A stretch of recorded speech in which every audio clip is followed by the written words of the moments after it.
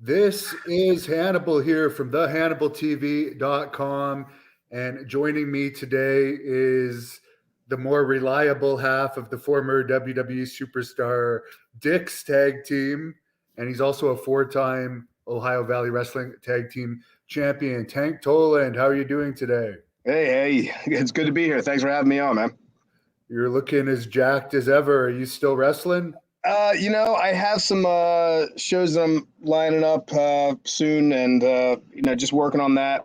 So I took some time off wrestling, spend time with the daughter, and a couple other things as far as my ventures and stuff that I've been working on. But yeah, man, I've been taking care of myself, making sure that I'm ready to go at any time that I need to, get in that ring. So yeah.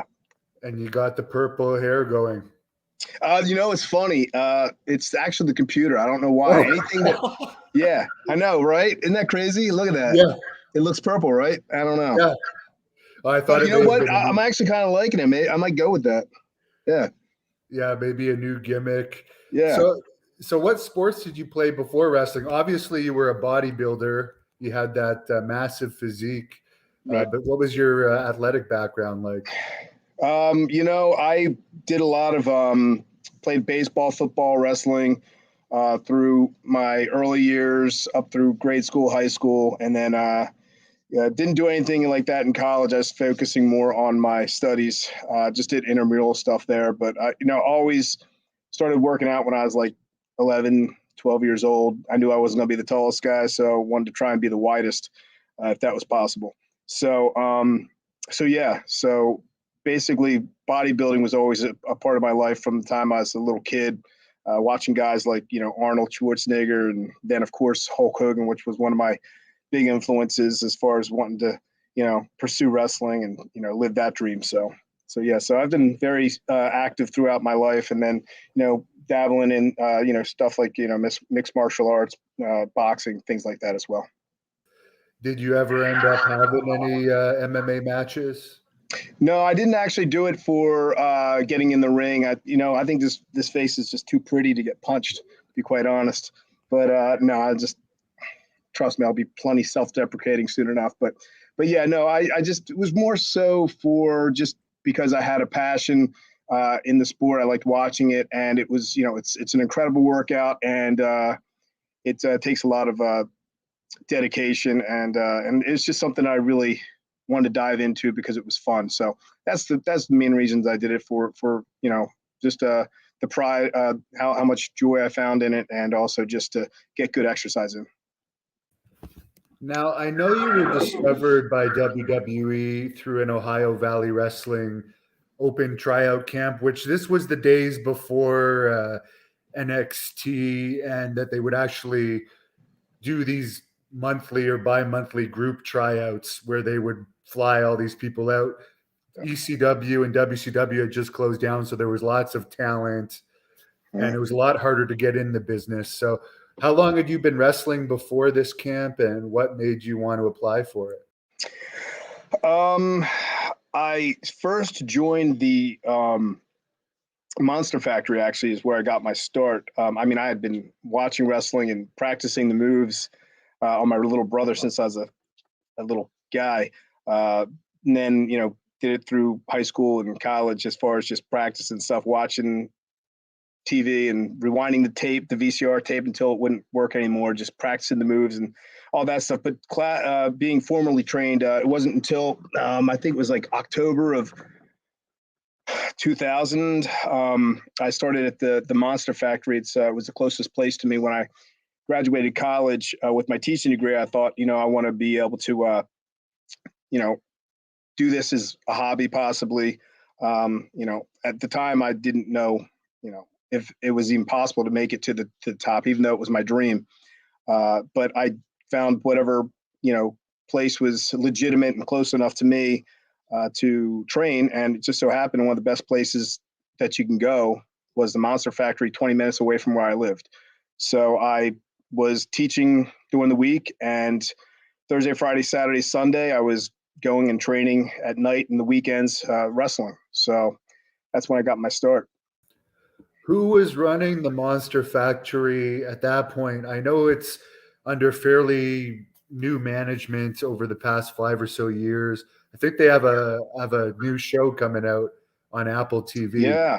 Yeah. Danny, I'm happy for Danny, who's running the show now there. Danny Cage, he's doing a great job picking up, and keeping that Monster Factory name going, which it's awesome. I'm really happy that it's survived and now thriving in a business where it could be really up and down, and a lot of places don't last. And just to show that the Monster Factory is still there and it's doing well, it's awesome to see, and it's a testament to how well Danny's doing and carrying on the Monster Factory name and Pretty Boy Larry Sharp's dream. So when I was there, to answer your question, Pretty Boy Larry Sharp is the one that gave me the tryout, and it was one of those tryouts where you go in there. He says, "Okay, run the ropes, and we're going to do this, that, and the other." Did a few simple little things, and he's like, he goes, "I think you got something, kid. I think you got something. I want to give you a shot here." But of course, come to find, pretty much anyone that is willing to, pay the money to go and train was going to be accepted. Not to say that was bad on him. He's a businessman. He wants to make money, and that's how you make money. You get people in the door and you train them. And not to say you don't know who's going to pan out and who's not. Someone might start off the greenest drizzling piece of shit there is, and might become something. You just don't know.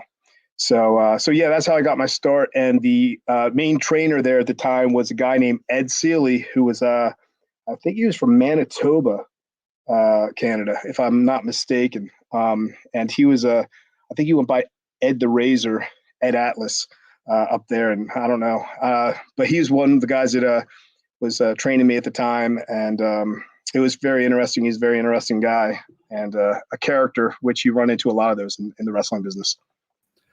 Oh yeah, that's for sure. Now at that Ohio Valley Wrestling tryout, I was actually there too, but I had only had about 7 matches at that time, and I remember seeing you, and there was about 3 or 4 other guys out of the 50 that were seasoned and looked like they had the part, and there were some others, like I think Shad Gaspard may have been there.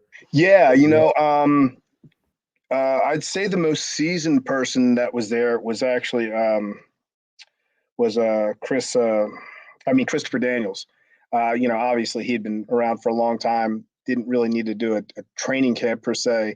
I think he was just trying to get a look to, get his foot in the door and maybe get a shot with the WWE. Because I know he hadn't, for some reason he got the cold shoulder many times. Even though he was a phenomenal talent. But yeah, he was there, myself, which I barely scraped in because I didn't know that my submission and my application hadn't gotten there. And I called I called OVW saying, "Hey, just want to check on my application." And they're like, "Oh, we never received it." And so I was like, "Oh my gosh," it's like 2 days before, I think the deadline was like actually a couple hours. And I said, "If I send it in now, will you guys take a look at it?" They said, "Yeah." And luckily enough, I think it was well over 1,000 people, I think, applied. And I think they took 50, I think. So it was myself, Shad was there, the Beast.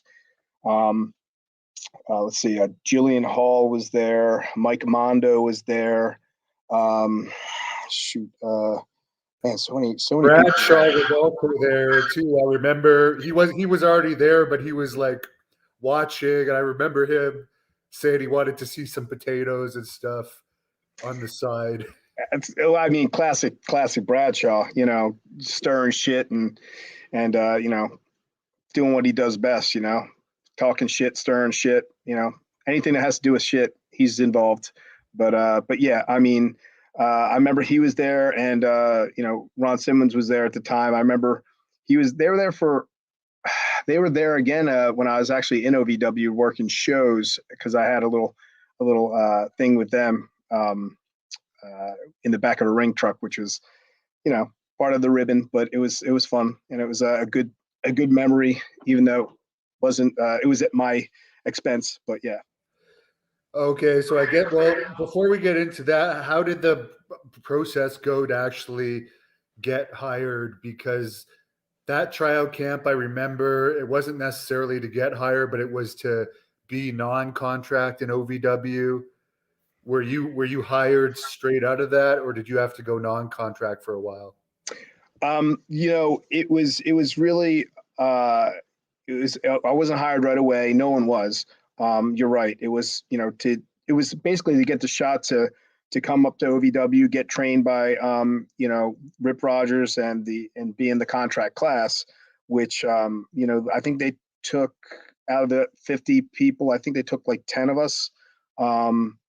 And it was great. I mean, we got to go and train with the contract people that were already up there, and it took me. I think I got the contract about. I got there Derby weekend, like May 3rd, and I had a contract by October. So I mean, I was very fortunate, very lucky to get called by Jim Cornette. I mean, I still remember the phone call to this day. I was my phone rang. I picked up, and he just said, "Hey, Tank, it's Jim Cornette here. Just wanted to ask you if you were interested, come to OVW and work towards a WWE contract." I said, "Yeah, absolutely." So he said, "How soon can you get here?" I said, "How soon do you need me?" And basically, I remember that was like towards the end of April, the first weekend of May. I was there, packed my stuff up and got right down there because I wasn't going to mess around and miss any chances. And not to mention, I was just so excited. If he said come today, I would have left. I would have left right there. I would have left 5 minutes before the phone call. So yeah. Who were some of the other guys that went on to be stars that were training in OVW around the time you were training there? Well, the Beast, obviously, rest in peace, my friend. He got up there eventually. Mike Mondo was, ended up becoming part of the Spirit Squad. Guys that had just gotten up there around the time I was there that weren't in that training class but were there. Johnny Jeter, who was also part of the training squad. Mark Magnus, who ended up becoming, what was his name? Muhammad Hassan. And then, of course, Jillian Hall, who ended up becoming a Divas champion, and she had a nice run for a while. And then the Heartthrobs, Tom's the Promise and Romeo Roselli, and then for Simon Dean, who was Nova, obviously, from ECW and then OVW. Chris Cage went up to be Kalen Croft. Let's see, Marty Wright. Oh, Marty Wright was in that training class too. That's right, Marty Wright, who ended up becoming the Boogeyman. I know the list goes on. Seven was there, became Mordecai. Doug Basham ended up going up there not too terribly long after I got there. So there was, the list of talent. There were so many people that were in and around me during that time. Ken Doan, who was part of the Spirit Squad. Nick Nemeth, obviously, who's a huge name in the business. So many guys. It was so fortunate that we had such a great squad with us at the time. Cody Rhodes eventually joined us when I was there. And a ridiculous amount of talent was there at the time that I was there. And just to be around those guys and be able to call them brothers and friends and family, it was really awesome to have that. I know I'm missing names just because there's so many people, Aaron Stevens and other guys like that. It's incredible how many people got the chance to get the opportunity just by become part of OVW and getting trained by the amazing, talented trainers and Jim Cornette, who's a genius and encyclopedia of wrestling. So yeah, we're very fortunate. Not to mention the fact that Danny Davis, who obviously owned OVW, was like a second dad to many of us, and just incredible with his knowledge as well. Is awesome. What percentage of the wrestlers training there were already wrestlers before getting signed? Because we hear all of those names doing pretty well on the main roster, but now they don't always succeed, but there's a lot more wrestlers these days that seem to be signed with zero experience, and I don't think they allow non-contract people to be in NXT for the training like they used to. So was there less people signed with no experience back then? I know Cody Rhodes, I think, may have been, but he's Dusty's son. Yeah, I mean, obviously, when you have lineage, that's kind of a different story. But there weren't. I think most guys that were signed around when I was signed, they had some sort of training. I think the only people that didn't really was like Linda Miles, who was part of Tough Enough, and then Johnny Nitro, who was part of Eminem, and then Matt Capitelli, God rest his soul, one of the most amazing people you could ever meet, nicest people. But for the most part, I'd say, I think pretty much everyone there had some kind of wrestling experience. Oh, Nathan Jones did not have wrestling experience, as far as I know, or if he did, you wouldn't know it. But yeah. Were And then of people course, afraid of Nathan Jones? what's that? Were people afraid of Nathan Jones? Everybody but me. Yeah. No, no. He says no. No, I don't think so. He was such a nice guy, really. Like, he was, a 7-foot monster, and yeah, he looked just as intimidating as you would think he'd be just that, tough and mean of a guy. And I wouldn't want to tussle with him, in real life, because I wouldn't want to hurt him. But yeah, he's a nice guy. He potatoed me a few times though. He potatoed me. Yeah, because I was just wondering with his prisoner reputation, I forget what he was in jail for, and being this monster, Right. if people would be like, oh, I don't know. But yeah, he does seem like a really nice guy when I met him too. But how were you accepted as a non-contract guy into OVW? I know there was a lot of them because I did it in Deep South for a while, and I was treated like absolute shit by the contract wrestlers. Did you But say there Deep was way South? less. Yeah. Yeah. Okay. So you were down Deep South? Yeah, but there was only like what I was the only one for a while. Then there was another guy, so we were really the outcasts. But I don't Mhm. know if it was different in OVW. I know the atmosphere in general, I heard, was much better there. Well, you had Bill DeMott, right? Yeah, Bill DeMott Yeah. was there. Yeah, and Right. there was really it was really cliquish, and there was the people that Bill liked and the people that he didn't That's like, and and hey, and that's the wrestling business in general. A lot of times, I know that when I was in OVW, they didn't have Deep South yet. They broke that apart. Like I'd probably say half, maybe like the first half of when I was there. And I remember, Bill DeMott was going to be taking over that part, and he was up in OVW with us for a while before heading down to Deep South. I never had an issue with him personally. I know a lot of people did. I know that a lot of people, talked about, hazing, bullying, whatever, clicks, all that stuff. I personally didn't have an issue with him. Um, I don't, I don't think he really, you know, tried to, do anything to me personally. But I do know that, I heard that, Deep South had its cliquish ways, I guess. I was happy that I wasn't part of the Deep South crew that got sent down there because they split us into two groups. Some people went down to Deep South, some people stayed up here. But some of my friends that went down to Deep South absolutely loved it too. So I mean, I guess it was hit or miss depending on where you fell. Being a non-contract guy, though, to answer your question, man, I never felt for a moment that I wasn't accepted in OVW by the contract guys or whoever the coaches. It was a family off the get go. Of course, we still, non-contract guys especially, still followed a lot of wrestling etiquette, making sure you gave your seats to the veterans when it was time to watch tapes or in the locker room for any reason. You always, offered up your seat, and you're always making sure to, go up to them first and shake their hand and say hi. And, the usual stuff that goes along with wrestling etiquette and making sure you don't catch any heat. But OVW really wasn't a place like that. It was really crazy how much of a family it was. I mean, it was the best locker room I've ever been in.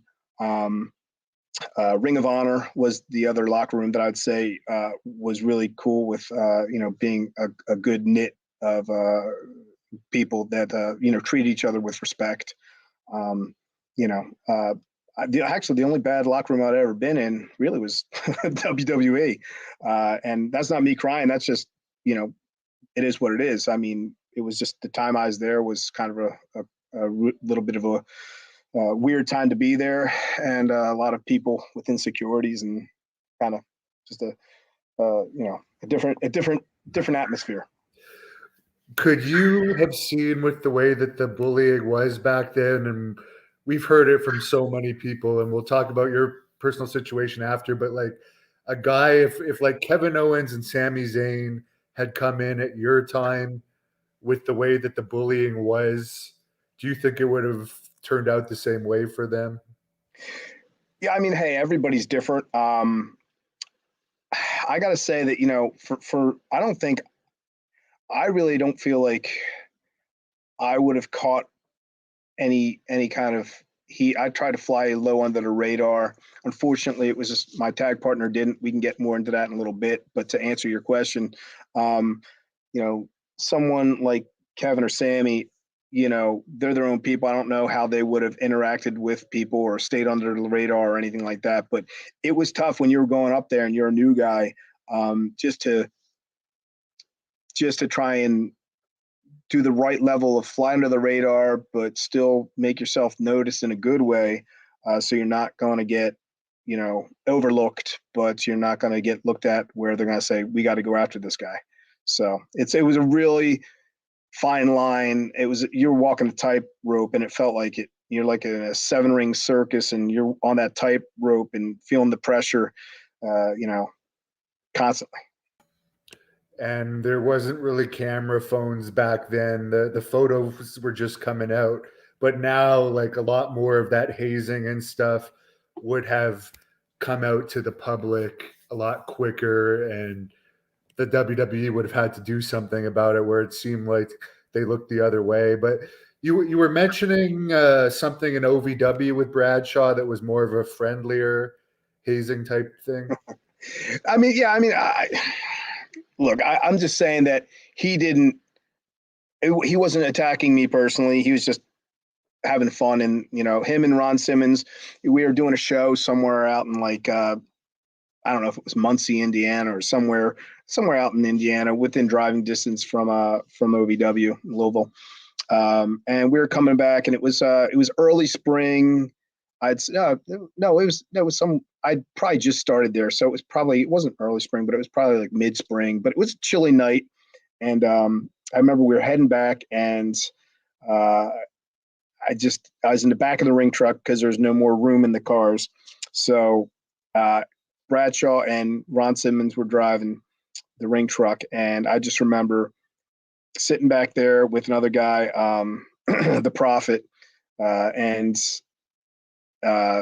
basically all of a sudden gallons of water just started flying back at us. They're just flinging water on us. And by the time it was I'd say about an hour drive home, and we're just drenched in water, the wind blowing at you at 70 miles an hour in a chilly spring night. And I remember just shivering the whole way home, just like, but I was like, I'm not putting it over. I'm just gonna, I just laugh about it.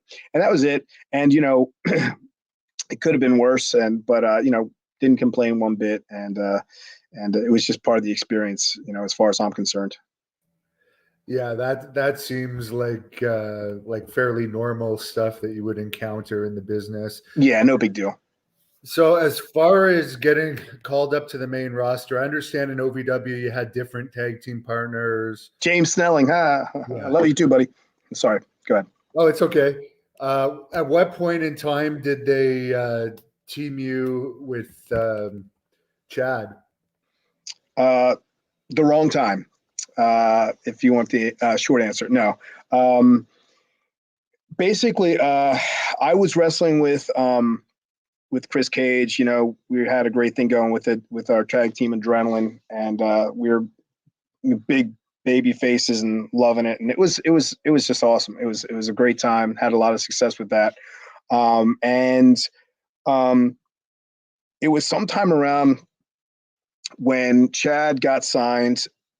They brought him to OVW, and by this time, I already had my contract. And they thought, let's put these two together. They're both, same height, same, kind of stature, and let's make them, something. So that's what they did, and it was written into the storylines that he comes in. He's my cousin, and he was going to kind of pull me away from Chris, and it was going to be a whole tension thing, and I had to make a choice between the two, and so that's kind of the angle that we played it, and it gave me.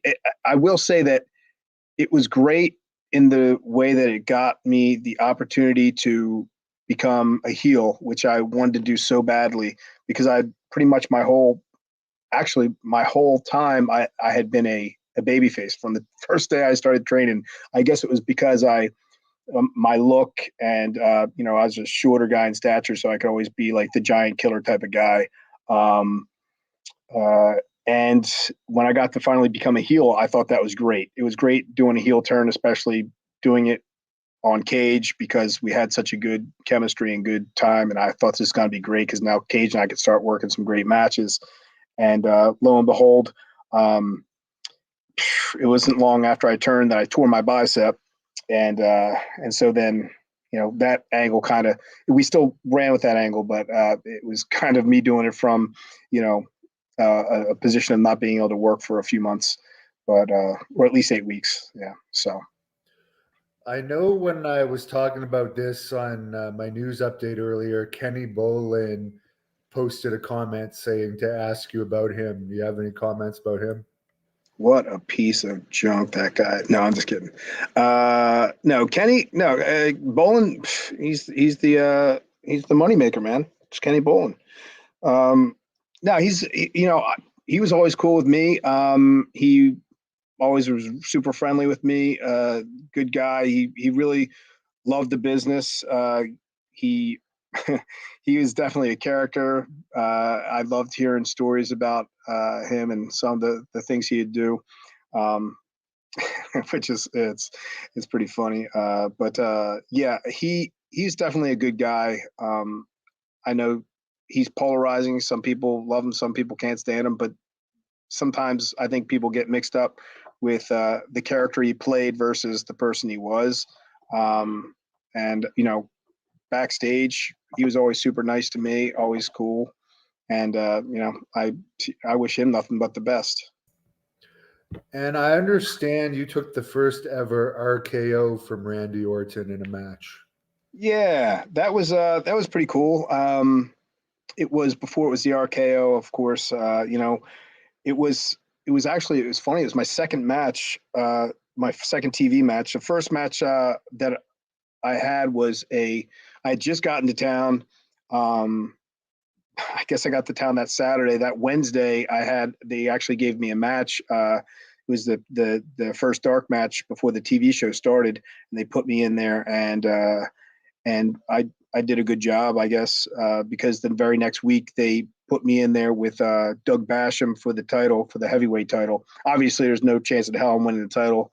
Being a fresh guy and Doug Basham getting the push, and he's doing an angle and all this other stuff and getting ready to head to the WWE. But it was just awesome that I had that opportunity and that they thought that I was, capable enough to have a TV match with Doug. So that was my very first TV match, which was awesome. But then the second match was Randy Orton. So, I mean, I had a strong start and really fortunate start in the business in OVW, and I was just so lucky to get that. But he said to me, he said, Tank, I was just thinking, Randy, not Randy Orton, Diamond Dallas Page, he's not doing the Diamond Cutter anymore because he's not in the WWE. And I was just thinking about, starting to do it. He's like, would you mind if I use that on you tonight for the show? And I was like, absolutely, whatever you want. You call the shots. You tell me what you want to do, and I'll do it. So sure enough, we worked out the match and figured out what we were going to do, and and he hit me with it not once but twice, and it was great. It went off well. The crowd was into it. It was a good time. I don't remember all of my matches. I do remember that one because it was just kind of it was one of my first matches, and I think my first few matches really stick in my head just because of the opportunity I was getting, and that it was just like, it was awesome to be wrestling against guys that I knew were going to get up there and be something special. So. And of course, Tom Pritchard, I know you had some contact with him in development. He was working in development a bit and also a trainer a bit. He has a podcast on this channel. It's actually airing at the same time right now. Cool Any competitors. comments about him? Yeah, no, Dr. Tom, man. Who doesn't? I don't know if there's anyone on the planet who doesn't love Dr. Tom unless you got, sour about him not giving you a chance to get hired, or he overlooked you for some reason. Or, I mean, I love the guy. I mean, he was nothing but super awesome to me.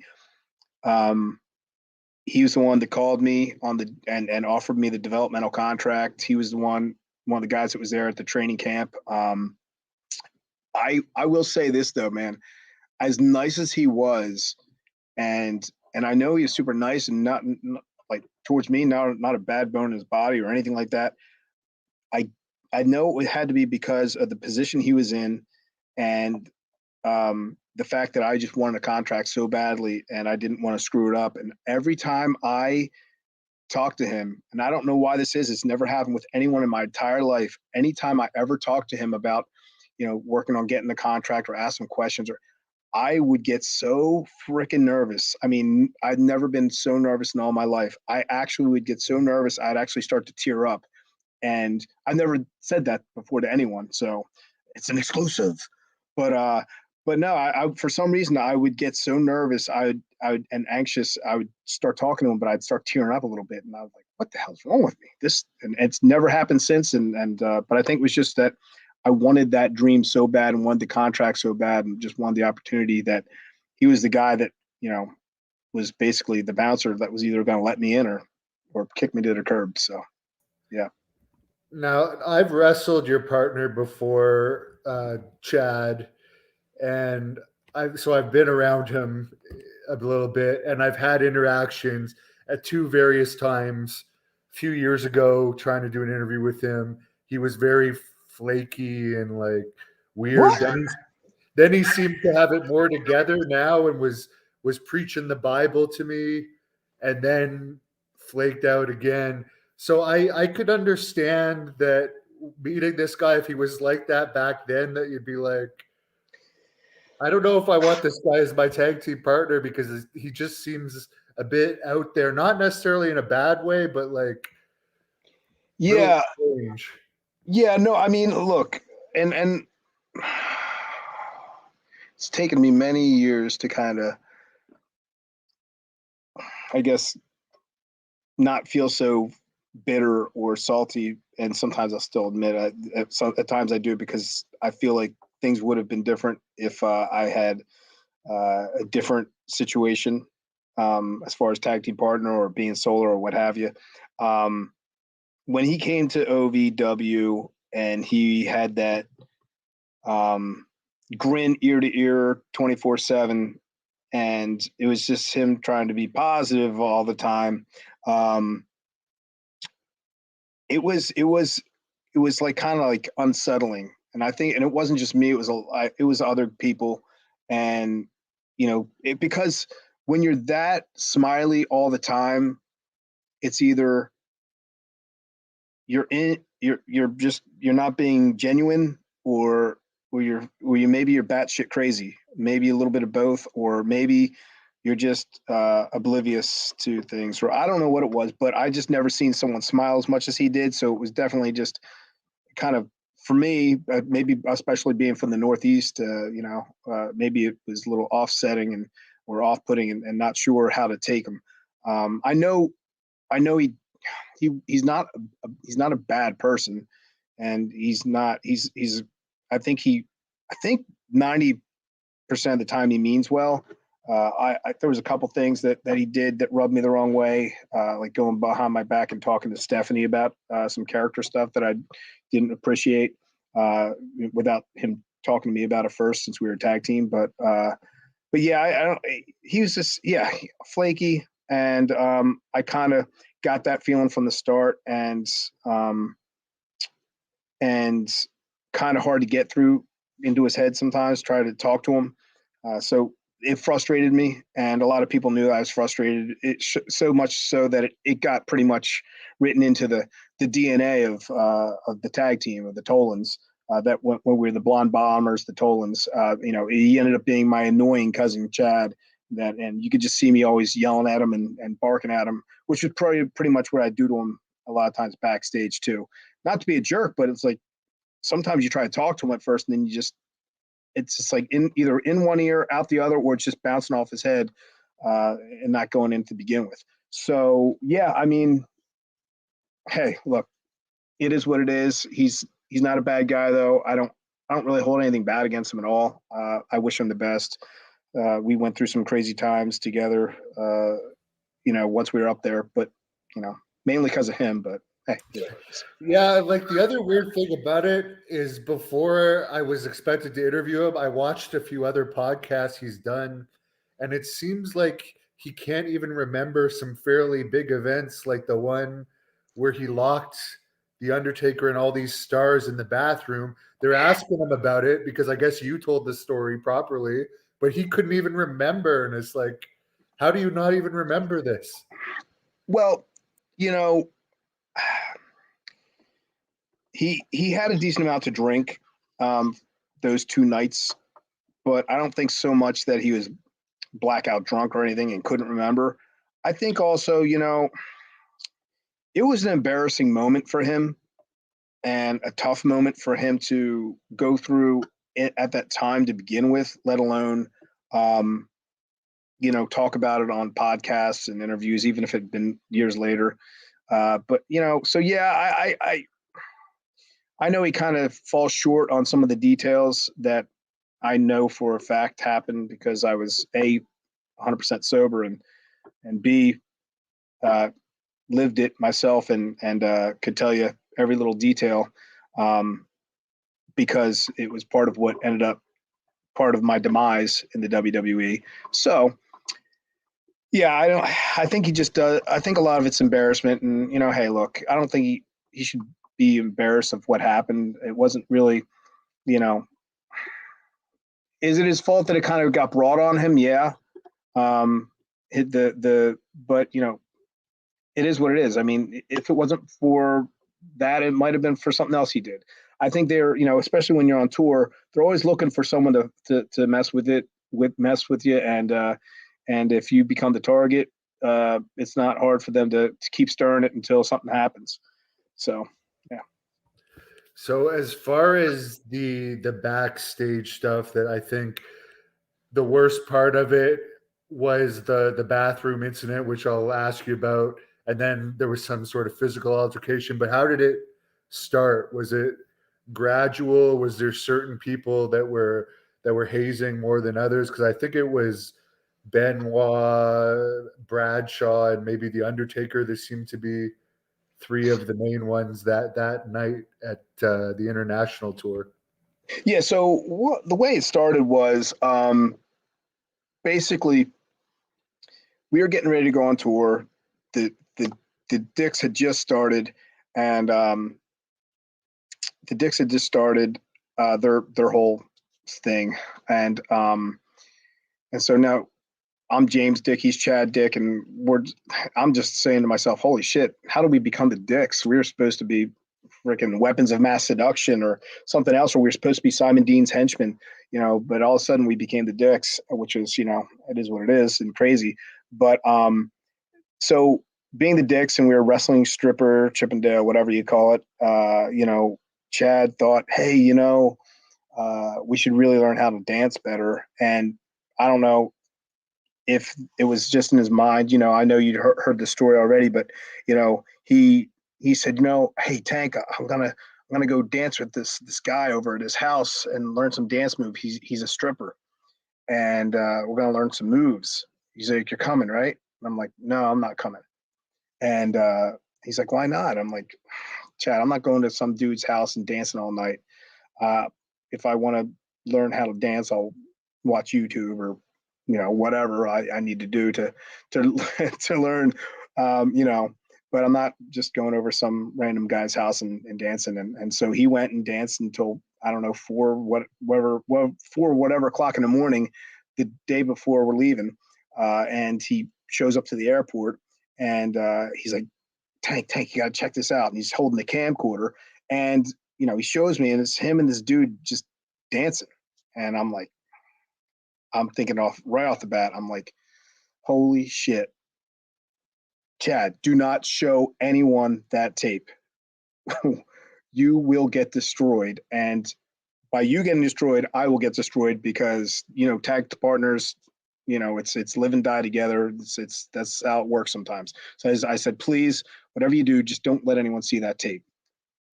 Once again, off his head, does not listen to a thing I said. We are in the locker room now in, I guess it was Mexico. And sure enough, he's already, doesn't have fans, because, he was complaining about other hazing that had already been going on.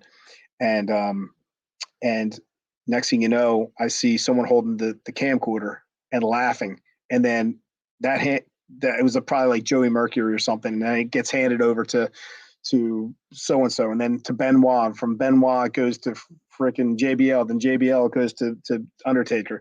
And I just remember Undertaker looking at that camera. I remember this plain as day. Undertaker looking at that camera, looking at that video, taking a big sigh, and then just shaking his head. And he just handed it back. And then that night, sure enough, got the call, going to wrestler's court. And that was the beginning of the whole big, craziness, shenanigans that went down. Nowadays, you would think that if they want to have you do the stripper tag team, that they would have actually had you do stripper dancing lessons and paid for by the company, so you guys wouldn't have to resort to that. It does seem weird for sure. So for the people that don't know, could you tell the other part? Because I know a lot of the fans here probably haven't heard about it, because I only heard about it recently. Yeah, I mean, I'll give you the abridged version, because I could talk to you 3 hours just about that. But no, it was basically that whole thing went down with him showing the tape, and he already had some heat with JBL. And JBL you don't even have to have heat for him to stir the pot with people.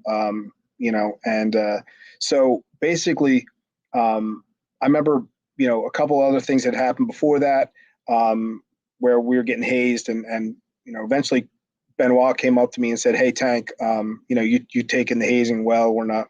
He didn't say hazing, but he said you took the ball busting going well, and we're not going to keep messing with you. You're good. You're one of the boys, but you got to talk to your partner, man. He's like he's not doing well. He's got to chill out. Not be a baby about stuff." And so that was part of it. And then so by the time this camcorder thing came out, and they see him dancing, we get called down to wrestler's court, and we were in like Chihuahua, Mexico or something. I don't know. And I get called down, and there's just this big round table in the private catering room. It's at night, and everyone's sitting around this table. It's like, Bradshaw and Undertaker and Orlando Jordan and Animal and Benoit and a few of the other guys, and and there's Chad, and then there's one seat open and next to Undertaker, and I just walking in there, I was like, I'm saying to myself, oh shit, but I played it cool, and I just walked up. I saw the chair was open. I said, Undertaker, I said, you mind if I sit here? He goes, go ahead, have a seat. I said, okay. I said, mind if I have a beer? He's like, sure, go ahead. And because I know if I didn't ask for a beer, they would start feeding them to me left and right. So I asked for one right off the bat, and I actually pretended like I was drinking it more than I was, nursing it, because I didn't want to be messed up for the next day. The first thing they said is, so Tank, welcome to Wrestler's Court. And that was, JBL. And basically, I was asked, so Tank, tell me, if your partner wants to dance with a guy till the early hours of the morning to become better at his, gimmick, why wouldn't you do that? Why wouldn't you go and dance with him? And I just thought to myself, holy shit, Chad, did you just throw me under the bus? And I thought, well, I'm just going to be honest here. And so I said, you know what? I'll tell you, I said nothing. I said nothing against it, but I said it just felt gay to me, and it felt gay. And they looked at me, shook their heads, and then they were like, "You're goddamn right, Chad. Admit you're a faggot." They dropped the F-bomb on him, and you admit you're gay, you're a faggot. And I was like, holy shit. I was like, oh my God. I was like, here it comes. And I felt relieved that they weren't coming after me now, but at the same time, I was like, shit, they're going after him. And he's like, I'm not gay, I swear, I'm not gay. And then he started crying. And once he started crying, they're like, throwing the napkins up in the air. There's no crying in wrestling. What the hell? What's wrong with you? Your mama's boy, faggot. That kind of stuff. And he's like, I swear I'm not gay. And he's crying. And you're like, all right, calm down. Stop crying. Do some jumping jacks, do some push-ups. So he's crying, doing jumping jacks and push-ups and all that stuff. And then, and Orlando Jordan is like, Chad, if anyone knows gay, I know gay, and you're gay. And so basically, he's upset about that whole thing. And he's just trying to defend himself now. And so, they're having their fun with it. And they're saying, so, and they knew that we already had some issues as far as, not good chemistry. And so like, Chad, so Tank says he's the captain of the team. And so what's the deal here? Why are you letting him call the shots? Why don't you be a man and call some of the shots? Why don't you tell him that you're going to call the shots? And so they're goating him in to try and say, trying to get him to stand up to me. And which it wasn't, I didn't ever try to make it like that to begin with, but basically bottom line is they get him to say to me, Tank, I'm a man, and from now on, I'm going to call the shots too, and I get to have equal say, and blah, blah, blah. And he's just going, I'm like, oh my God. And so they say, basically, they're like, Tank, so you guys have had some issues out there, and just got to know, why haven't you guys fought? And I said, we just haven't fought. I mean, they had heard that, I had pulled over the car on the side of the road and wanted to beat his ass because he had talked behind my back to Stephanie about gimmicks that, he should have cleared with me first about things. But so I think they got caught wind that how frustrated I was with the situation. And so they tried to goat him into a fight. And they said to me, why haven't you ever fought him? I said, I just haven't. And they said, why not? I said, I don't know. I just haven't. I'm trying to work through this, and they said, Chad, why haven't you fought him?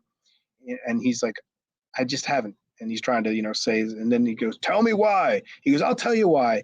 Because my mama taught me to walk away from a fight. And then they just lose their shit. They're like, your mom, you can't bring your mom into this. You can't bring your mom into wrestling. And, you're a mama's boy, little faggot, queer motherfucker. And going off on him. It was pretty terrible. And I felt bad for him. But I was like, at this point, I was like, man, you brought this on yourself. I told you not to bring that damn freaking camcorder. And so they said, Chad, you need to stand up to him right now and hit him. You need to hit him. And so, eventually after minutes and minutes of just beating him down, he's like, stands over top of me. I'm sitting in my seat and he's like, oh, Tank. And he's got his back to the boys, right? And he's like, oh, Tank. He's like, he's going to like wind up and hit me. And he like literally looks at me and he winks and he goes, and he's like, go with it, like type of thing, right? And they see him wink and they said, whoa, did you just wink? Are you trying to plan a fake fight? You can't plan a fake fight against the boys. This is what we do. He's like, you can't plan a fake fight. And I was like, oh my God, he's just burying himself further and further and further. So luckily, at that point, it was getting real late. I was like, hey guys, would you mind if I go to the bathroom real quick? They're like, no problem. Go ahead. I go to the bathroom. As I'm going to the bathroom, I'm just finishing up and he's busts in the door and he's like, Tank, please, you got to help me. Please, you got to help me. Please, please, please. I was like, Chad, what do you want me to do? You really, you've done it good this time. And he's like, just let me hit you one time, please. And I was like, are you out of your damn mind? I said, if I let you hit me, then I become the pussy ass bitch. And I said, I can't do that. I was like, you got to find a way to dig yourself out, man. And he's like, please. And I was like, no. I was like, I can't. And I was like, look, dude, figure it out, man. And I walk out. And as I'm walking out, all those guys are walking in, Undertaker and Animal and JBL and Benoit. And, they're all walking in there. Oh, was Booker T there? He's there the next one.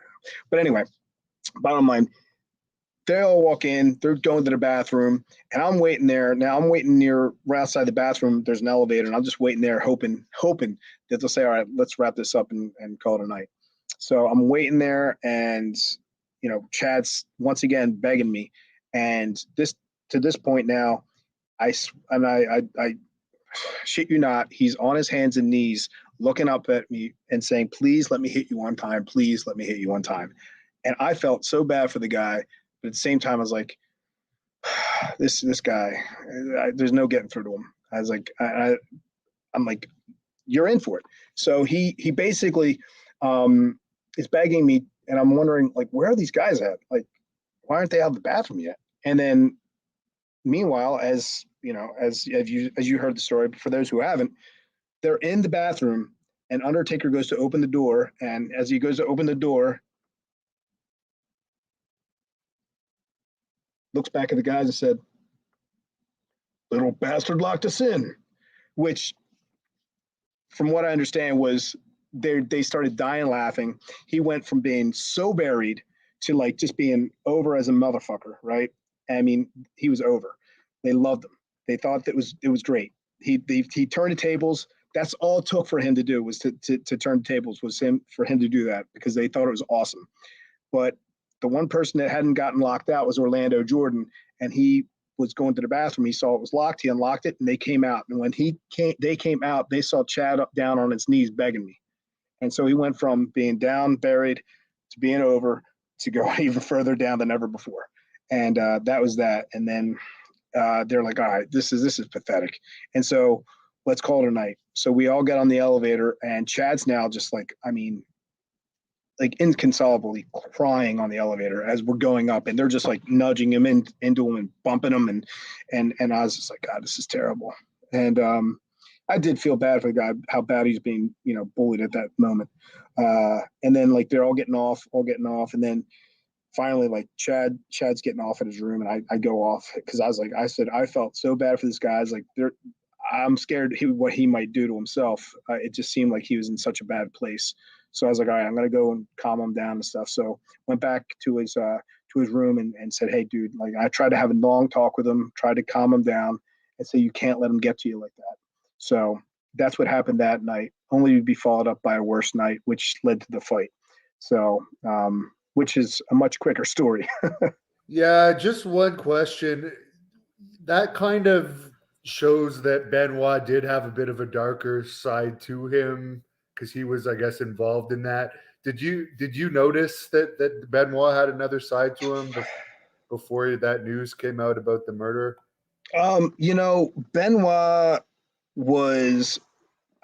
Benoit had, when I got up there, like I'd known Benoit for a little while before things had happened with Eddie, and he was always super nice to me. Very intense person, extremely intense. When you would speak to him, it was just like, I mean, like he'd be looking through you. It was so intense. But I mean, at times, but also smiling, laughing sometimes.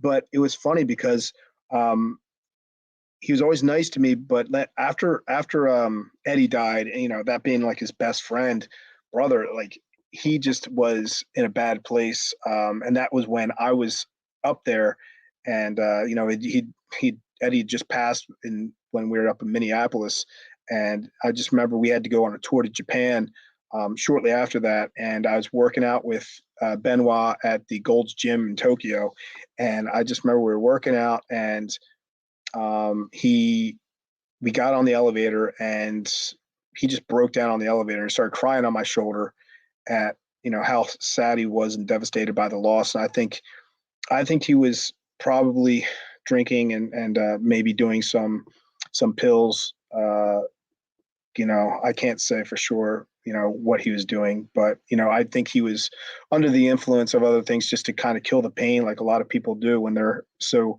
devastated by certain things. And I think that had an effect on his emotional stability and his character, because he was always someone I looked up to as a wrestler, and to see him go through some stuff like that was tough. But yeah, there was when he was drinking and partying, there was definitely another side that would come out.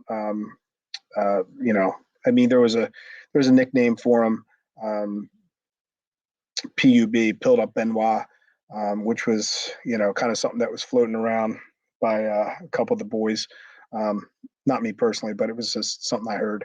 But yeah, definitely a different side to Benoit from what you're probably used to thinking. Yeah, I think I heard Justin Roberts say he had witnessed that side as well in another interview. Yeah, And unfortunately. he also he was another guy that had his passport stolen and was bullied around those times. But I'll let you get into the other story that led to the actual fight between you and Chad, which unfortunately got you released, even though all the top stars were instigating it. Those were the times. It would have been a different story nowadays for sure. It would have. I would say it probably would have never gotten to that, especially with social media being the way it is, and with with the whole bullying movement going on the way it is. It's just a different vibe now, and shit doesn't fly the way it used to. I wish it had been like that when I was there. At the same time, it is what it is. I still got an opportunity to be up there. I was still happy to have the shot, my dream. People that came before me and years before me and years before that, they had it even worse than what we had it, because, back then they'd stretch you. They'd really put the gears into you. But, it is what it is. So to get to it real quick with the fight, the stuff had happened the night before with Chad, and we were wrestling in Mexico City. And that night it was on the card, it was showing all the matches. And then it said, it was basically our match. And it was, instead of it saying the dicks, it said a dick and a pussy versus, I think it was the Mexicools. So, or either that or, London and Spanky or something, but probably Mexicools. But anyway, regardless, so I remember we were wrestling in the ring, and every time I'd go in, I'd be wrestling, I'd do my thing, I'd tag out. Chad would go in, and over the loudspeaker, you would hear a baby crying. Every time he got in the ring, you just hear wah wah, and oh my gosh, it was like, and I know the boys in the back were probably losing it. Obviously, it was something that the Undertaker, or one of the top guys, had, told the sound guy to put through the speakers. So it was something. And I was like, oh my God, I can't believe that's happening during a live show. It's crazy. And I remember seeing Steamboat, who was our agent for that match, sitting over there on the sidelines, just losing it, just cracking up. But yeah, so that happened. And then, so that night I was like, okay, well, hopefully that's the last of it, and we can be done with this horrible trip to Mexico. And sure enough, I was in bed for 20 minutes, and I get a call on the phone from Benoit, and he's like, "Hey, Tank, I'm coming up to get you. Your boy's at it again." I'm like, Jesus Christ. So Benoit comes to my room, gets me. We go down to this big banquet room where we had all of our private catering, and now, instead of it just being a few of the guys, it was the TV crew, the whole everybody. All pretty much, I think all the workers, all the crew, everybody was there. And on all these tables, it was weird. You saw piles of money in the middle of these tables. And I was like, what the hell? And once again, there's one seat open at the main table for yours truly, next to Undertaker. And once again, I was like, mind if I sit here? Oh, go ahead. So I sit down. Mind if I have a beer? Oh, go ahead. Now they started off hot, and they're like, Chad, you guys got to settle this right now. Chad's already, got a few in him, and I think he's now saying, okay, I got to do something. I got to prove myself. And and I'm like, what the hell? So he starts chirping at me, and I'm like, Chad, chill out. I was like, you don't have to do this. You can just calm down, relax. Don't let them get to you. Because at this point, I'm just saying, like, look, don't let them get to you. Before I would just shut up, but I'm like, don't let these boys get to you. I was like, just don't put it over. I was like, that's your problem. You're putting it over. He's like, no, Tank, I got to stand up for myself. Blah, blah, blah. He's like, you're not going to tell me what to do anymore. And now, so I'm sitting there and I have a beer in my hand and I'm taking a sip of it and I'm like, Chad, relax. And I'm like rocking back on my two legs of the chair. You know how you rock back in the chair. And I'm taking a drink. And as I take a drink, wham, he hits me and I go flying off the back of the chair. I basically do a back roll. And next thing you know, he's got me in a front face lock. And as he has me in a front face lock, I'm like, damn it, Chad. I said, damn it, Chad. Now I got to freaking hit you. And so as I'm getting up, I get up and I get out of the front face lock and I push him. I'm like, you idiot. And I gave him a quick, like, bam, just a quick smack across the face. I was like, get the fuck off. I'm not going to lose my job because of you. I'm not going to do this, because I didn't want to get in trouble. And as stupid as it sounds, I mean, like, I didn't want to get heat from the office. It's more important than, getting heat from the boys. I mean, obviously. But yeah, so basically when I did that, they all thought it was hysterical. They're like, Chad, you cheap shotting motherfucker. They're like, you hit Tank, and then he got up and smacked you right back in the face like the bitch you are. And everybody thought it was hysterical. And JBL's laughing his ass off on the other side of Taker. And he's like, oh, Tank, oh, Tank, oh, man, I got to cheers you on that one, man. Oh, come on. And I was like, Chad knocked the beer out of my hand. I don't want it. He's like, Undertaker's like, here, have mine. I'm like, all right. So I'm going to cheers JBL, because if I don't, I'm going to catch heat. And so as I'm going to give him the cheers, I see out of the corner of my eye, I see Chad getting ready to wind back and hit me again. And he's like this, and I look at him, I'm like, and he goes like this. He has the audacity to go, psych. And everybody lost their, like, psych. They're like, psych, you were about to cheap shot him again. He's like, nah, just playing. And I'm like, oh my God. So I just shake my head and I'm just like, all right, whatever. I go to cheers JBL because I had to still do that. And as I go to do that, boom, he catches me. He hit me again. And as he hit me again, I stumble back a couple paces. And I'm like, son of a bitch. I said, now I got to whoop your ass. And so he starts begging off, like doing his best Ric Flair imitation, time out, like that kind of shit. And he's like, no, we're good. And I was like, no, we're not. And so unfortunately I had to hit him. So I bopped him 3 times. I hit him. First shot was right in the lip, put his teeth through his lip. Second shot, I broke his nose. Third shot, I hit him right in the eye, and he went down cold. And that was it. And by that point, I just think I lost it, and I just jumped on top of him. I was gonna put a pounding on him, and because I was just so mad at that point. And they pulled me off him real quick, and he was just bloodied up, and a white button-down shirt, of course, of all things. It just looked like a bloody mess. And he's like, they pick him up. He's half freaking conscious, and they're like, and the guys are like, get him the fuck out of here. They're like, get him out of here. So Jamie Noble and I think Matt Hardy dragged him off to his room, and they came over to me, and all of a sudden they came up to me and they handed me these piles of money, which apparently, I guess these were bets on the table. How long would the fat fight last? Who would win? Blah, blah, blah, blah, blah. And they gave me this big wad of money, and they said, here, Tank, you deserve this. You're one of the boys. We love you, but we can't stand your partner. And I was like, shit. And I looked down at my hand, and my hand had a huge gash in it, and I could see the bone.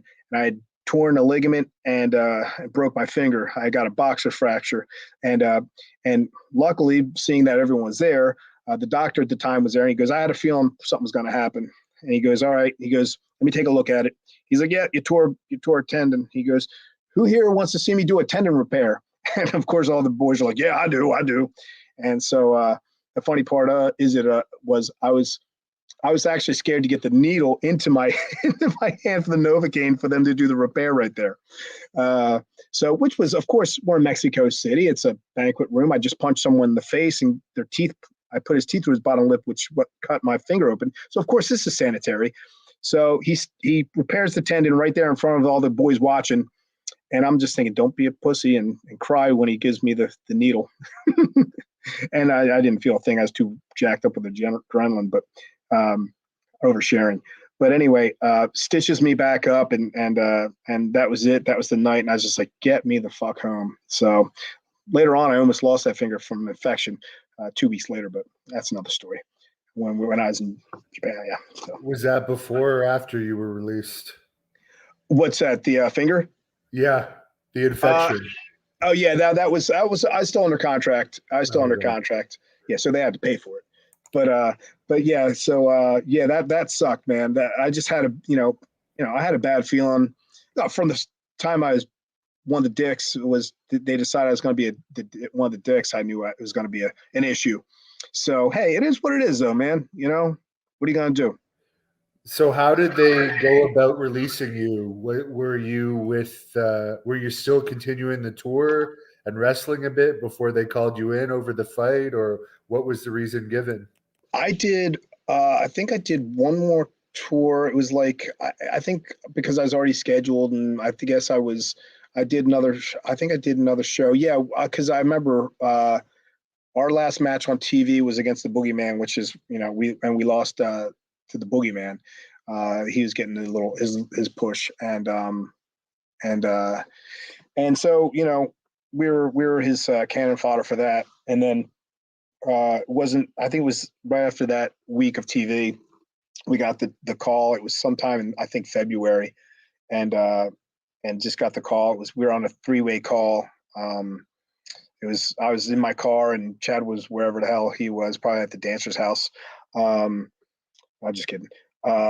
And Johnny Ace was on the other line, and he's like, "Oh, guys, it's I hate to have to do this, be the bearer of bad news, but you guys just can't be fighting up there. It's we're a publicly traded company. It doesn't look good, and blah blah blah. A bunch of bullshit that Johnny Ace will throw at people, and the old wish you best with your future endeavors fucking speech bullshit. Johnny never liked me anyway, which is fine, whatever. I don't really care. But yeah, so when I got that though, I remember just feeling so. I wasn't even angry at that point. I was just so numb, and then I went into a depression and felt angry and pissed off and mad at the world for a while. But hey, what are you gonna do? But after that, actually, it was nice. I had the opportunity to, Danny Davis asked me if I'd be one of the trainers at OVW. So I was, obviously very, honored with him asking me to be a trainer. And so it was awesome that I got to be one of the trainers there and to help some of the upcoming talent and find new talent. So it was really cool. So, I mean, I try to find the silver lining, and that's the silver lining is what I said. I got to become a trainer at OVW and help other people, find some greatness. You mentioned Animal was around. I actually saw you guys at a house show in Buffalo face the new Road Warriors of Animal and Heidenreich. I know you wrestled them a lot. I think you actually beat them once. Yeah, in London. Once. No, it was Manchester, England. Yeah. How was working with them? Because Animal didn't like Heidenreich either, similar to your situation. Yeah, I mean, I mean, I don't know what their exact their whole chemistry. Well, I mean, obviously, it was Animal and Huck. I mean, it's like, it was like when I wrestled with Cage, that was my boy. And that was the guy who I felt like I had awesome chemistry with, and we had a good thing going. And then when you don't have that anymore and you have to adapt to a new person who you don't, see eye to eye with, or for one reason or another, you don't get along with, it's tough.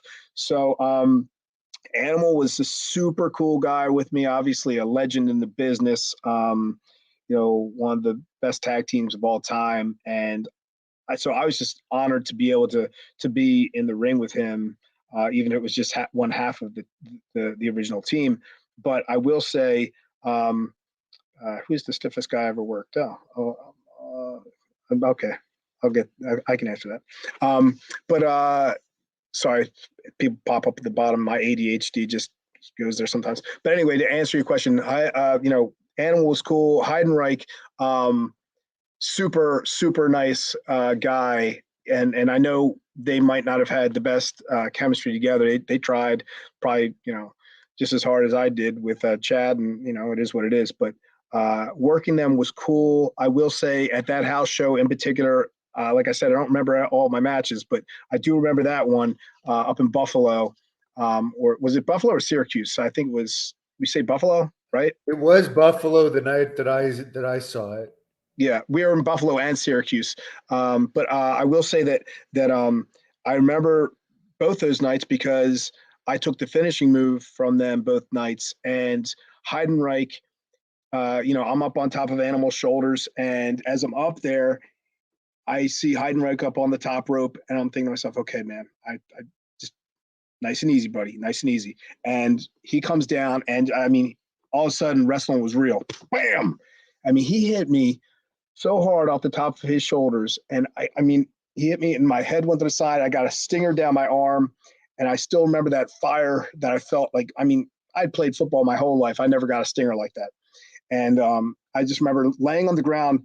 I'm supposed to be out, but like my arm's on fire. So I'm doing my best to just lay there still so they can put the 1, 2, 3 on me. Meanwhile, I just felt like I was dying. And so I get to the back of the room. I was like, hey, good match. I said good match, and I knew that we were going to be doing it again the next night. And I was like, hey, John, man, just so you know, I will take the best backflip off of Animal's freaking back. It'll look awesome if you just nice and easy, lay it in there, nice and easy, so that way I can make sure I can really rotate well and make it look awesome for you. And he's like, oh yeah, no problem, brother, no problem. And he meant it too. It wasn't like he was working me. He really did mean it. He's super nice, and I love John. But next night, sure enough, same thing. Top of the shoulders, boom, hits me. I got another second stinger. And man, I couldn't I couldn't bench right for like 3 months after that. But yeah, so it was interesting working with those guys.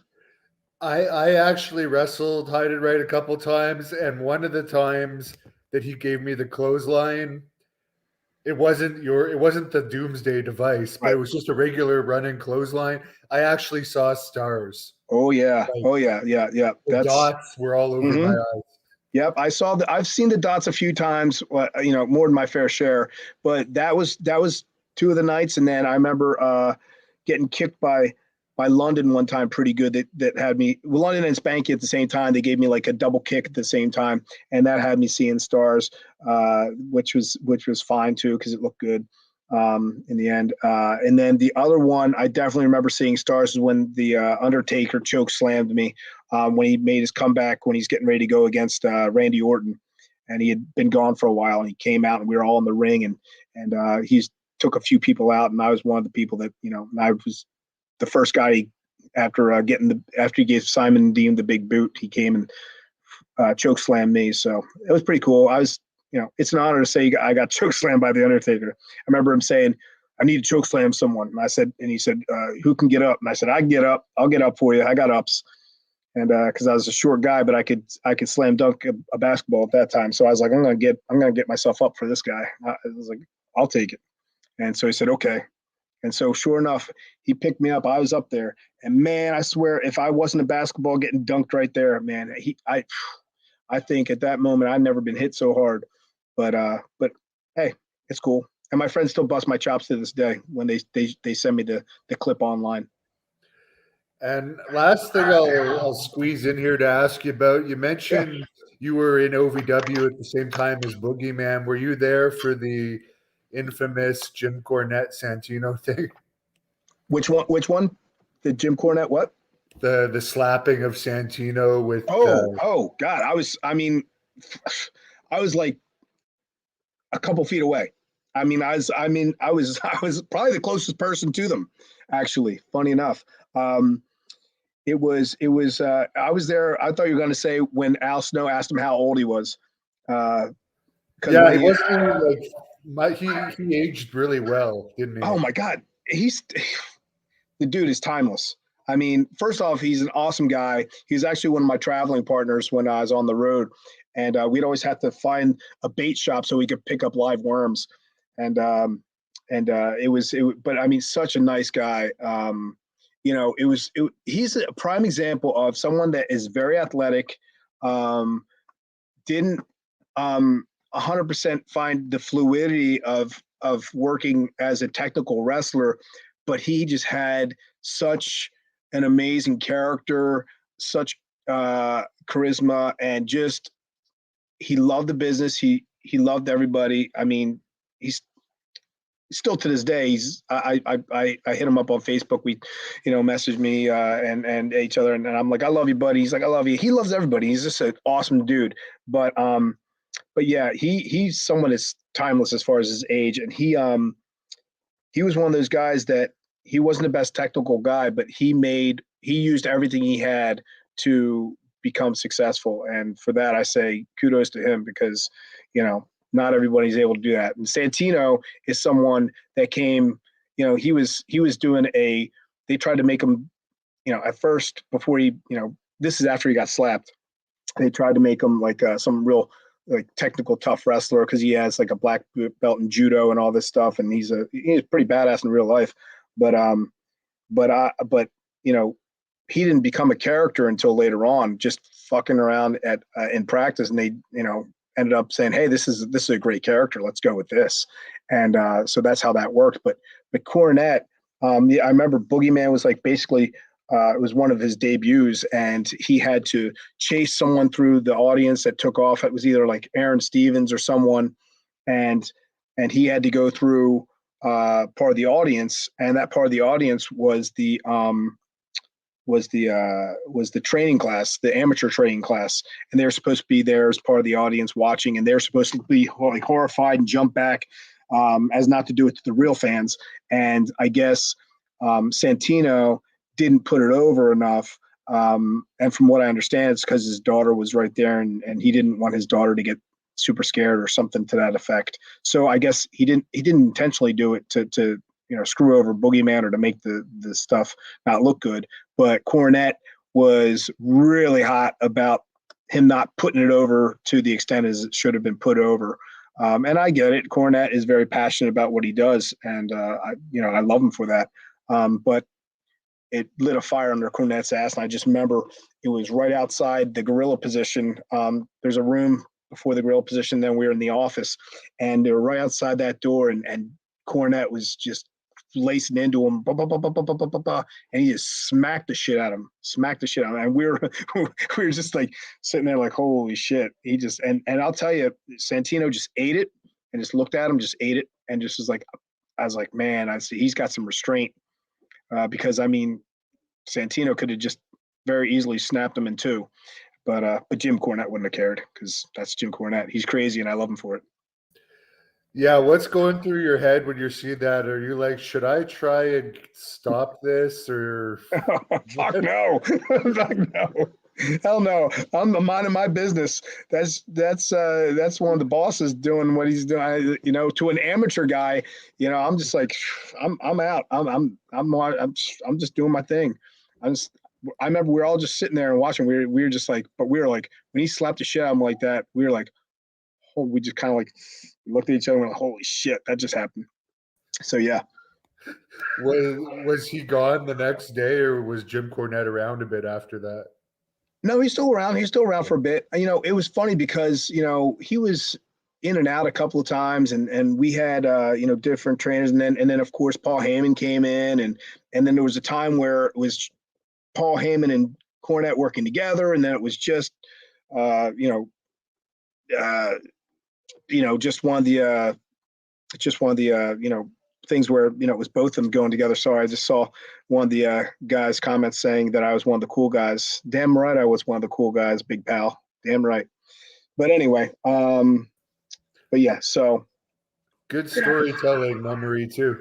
yeah, absolutely. Yeah, there's a ton of stories in that business, and I just had I had the fortune of being able to not only just like be part of that family and meet so many people, but be crafted and shaped and learn from some amazing people. Like Rip Rogers was the first person that had was the main trainer when I was there, and then guys, and then Lance Storm came for a good bit of time, and he brought a whole different like flavor to it. And he was amazing and an awesome dude and so smooth. And then you had Al Snow come, and he brought something else. I mean, and then you had all the people coming from the WWE coming down and helping, and so many people brought so many things to that place that it was one of the best times of my life. And I the amount that I learned there and the amount of respect I gained towards so many people and the love was just awesome. It was like incredible. Well, I appreciate you coming on, and maybe we'll have to have you back again because I know there's a lot more that's probably not out there about you. This is a quick one, though, from a fan. I don't recognize this. Did you have another name? Tank Malachi? Yeah. Not that I know of. I mean, I only know one Tank, and that's me. And there ain't nobody like me but me, in the famous words of Ratchet Raccoon from Guardians of the Galaxy. Well, Tank Abbott might have something to say about that. Tank. Tank. That would have been a better tag team partner for you. I would have taken him. Shit. I would have taken a mop. So is there anything you want to plug before we go here? And what are you up to these days? I know you're still wrestling a bit. Yeah, I mean, I'm going to be doing some more shows coming up. I have a couple appearances I just booked. May 26th in Baltimore.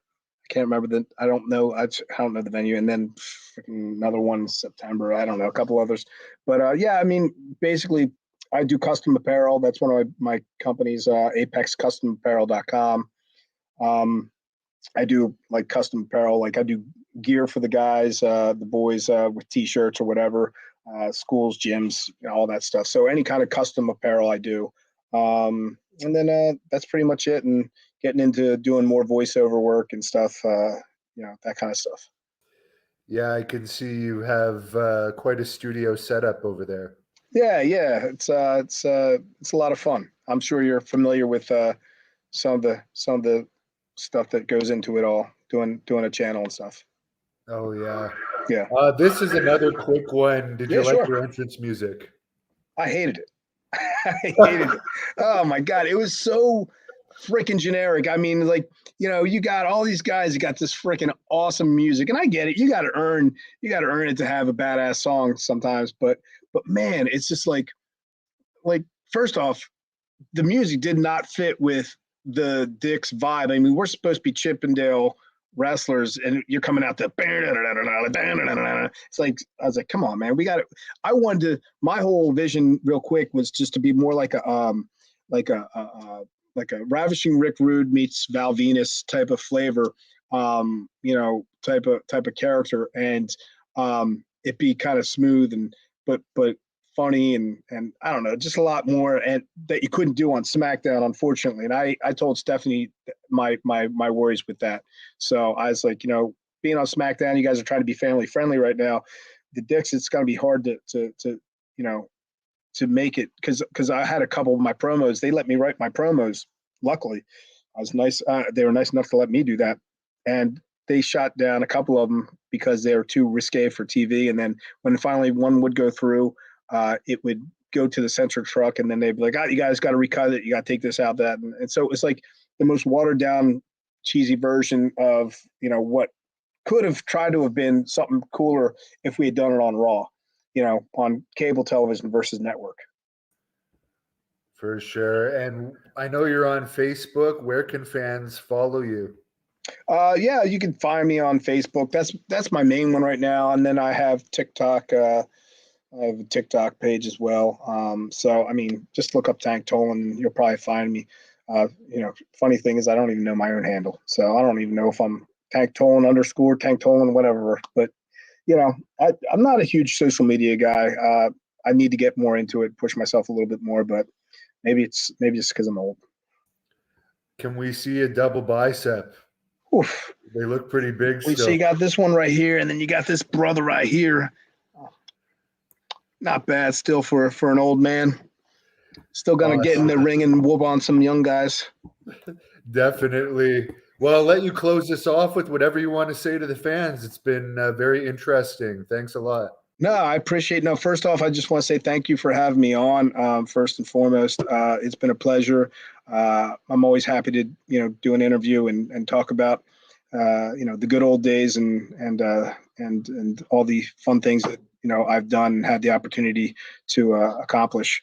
And most importantly, I just want to say, anyone that watched this, thank you very much. And to any fans that have ever paid to watch me or just have watched me on TV or YouTube or wherever, I greatly appreciate you. A lot of people, I think, in the business kind of take fans for granted. And I just think that, they're the lifeblood of and have given me the opportunity to do what I've done. And I just love them so much because I myself was a fan standing in line trying to, meet Hulk Hogan and guys like that throughout the years. So, hey, I appreciate them more than they could possibly ever know. And I just love the business so much, and the fans are a big part of that. So thank you. Thank you for watching the Hannibal TV. Please like this video if you enjoyed it and click the subscribe button to not miss